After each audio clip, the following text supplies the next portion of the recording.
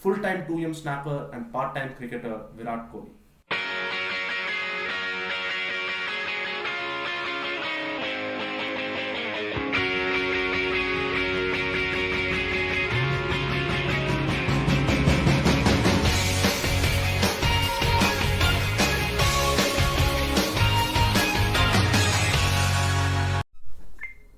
Our story today concerns RCB, also known as Vijay Mallya's more serious crime.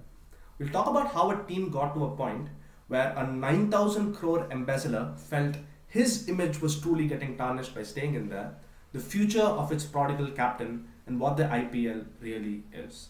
In its 17-year-long history, RCB happens to be one of three teams to have never won an IPL trophy.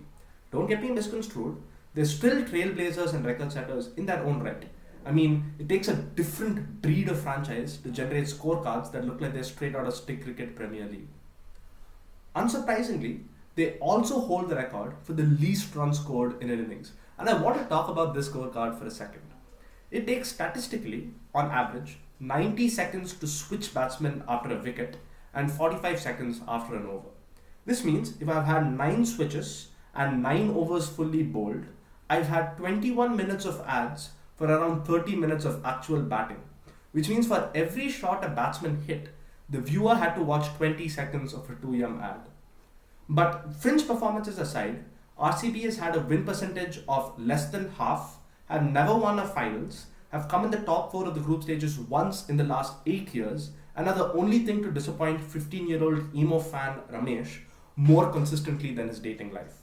But what's even more baffling about this is that this seemingly mediocre team on paper is actually ridiculously stacked with all-timers and A-listers. Look at the 2017 squad where they came last in the group stages with AB de Villiers, Chris Gale and Shane Watson at their peaks, promising talents in Yuzi, KL Rahul and Travis Head, and at the helm of the ship, captaining the team, they had Wrong's clothing ambassador, 1-8 Commune's head chef, digital insurance insurer, full-time 2M snapper and part-time cricketer Virat Kohli. We'll start our segment off with a team whose players do individually well but have never found that success as a collective, and in particular about Kohli and whether he should quit the team.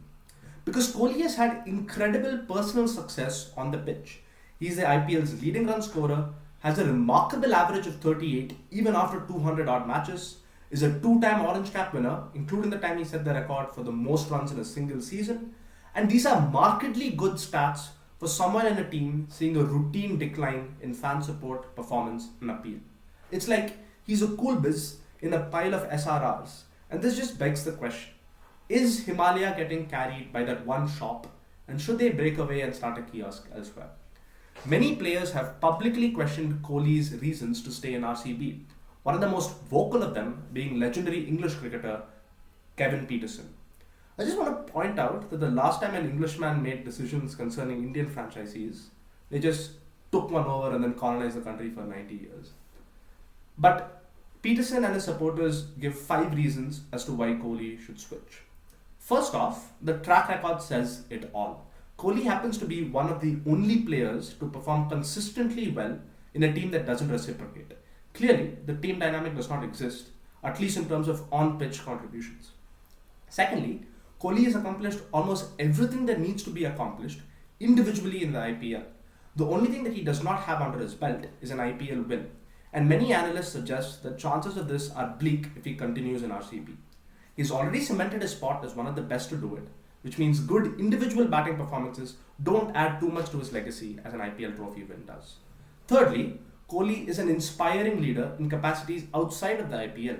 He's also coached, played against and alongside several players in the IPL at the international stage. This means he's probably earned the trust of players in other teams, and it would also mean that RCB players would respect his choice if he chose to leave, resulting in very little bad blood. A change would not do too much harm to his personal image because people are getting more and more disillusioned with RCB as a club, and the data has become so glaringly obvious that they can probably sympathize with Kohli's sentiments for leaving. Fourthly, Kohli is already distancing himself from captaincy positions in RCB. He's had his own fair share of disagreements with RCB management over what positions to bat in, how the coaches work, etc. Even publicly voicing out his consideration for leaving the club in search of a better top order position elsewhere. Clearly, something is happening behind the scenes. Further, his physical fitness is taking a toll, and he may not have too many playing years left, which is something Kohli himself has indicated in interviews. This means change must be immediate. Lastly, it's not all that outlandish. Ronaldo and Messi have made mammoth decisions in the last year to switch teams that caused ripples, yes, but have not tarnished their legacies for many. Several stalwart RCB players themselves have switched over, including KL Rahul and Shane Watson. Peterson suggests Delhi as a perfect alternative. They have the money to offer, are also hungry for an IPL trophy, and Delhi is his home city. The evidence is stacked up against the table.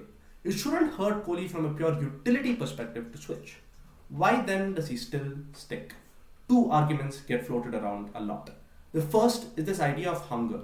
The fact that RCB has a chip on their shoulder, being one of 3 teams to have not won a cup, gives them the drive to perform better. Car rental company Avis, in fact, used the fact that they're second to the company Hertz in sales to say that the fact that maybe they're second makes them work harder, and that's why you should choose them. Maybe the fact that RCB is second in the trophy race makes them work harder. But the second reason is where the meat lies, and by meat I mean like the 40 lamb options at one of Kohli's many restaurants. The point is, Kohli's restaurants, Kohli's entire brands, and Kohli's entire image is so intertwined with RCB that it becomes impossible for him to leave. RCB is the second highest grosser in terms of revenue, even though they aren't the most conventionally successful team. And a large part of this is because of Kohli's image. Be it the MRF ads that he stars in wearing the RCB jersey, the 2M commercials that he does at the cost of his 4th missed net practice that week, or the RCB Insider appearances. RCB is a big part of Kohli's brand. Every dressing room post they do, every Mr. Nug's interview he does, every post-match interview, every number 18 t-shirt sold makes Kohli that much more popular, gives him a sizable revenue, and most of all, a huge cult following fan base. Kohli's business deals that he gets through his image as an RCB star player and the fan following that he gets as an RCB player are too valuable for him to lose, even if it comes at the cost of a possibly worse cricket journey. And that brings me to the main idea of the segment. It's not just Kohli and RCB. The IPL as a whole is so much more than just cricket. The IPL is valued at $10 billion, making it one of the only decacons in the world.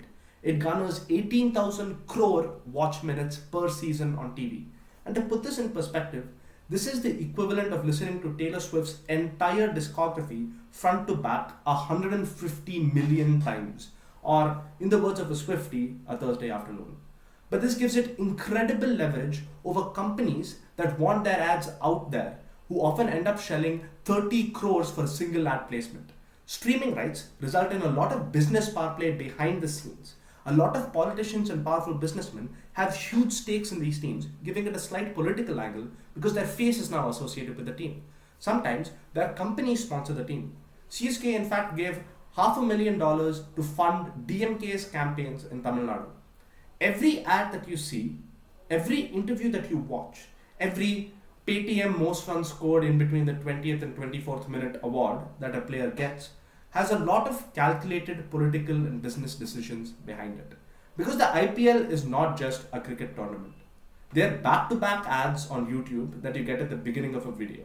Except they're 2 months long, with a budget of thousands of crores, starring your favorite cricketers as actors, directed by the nation's most influential politicians and companies, and the 5-second skip ad button is an RCB innings.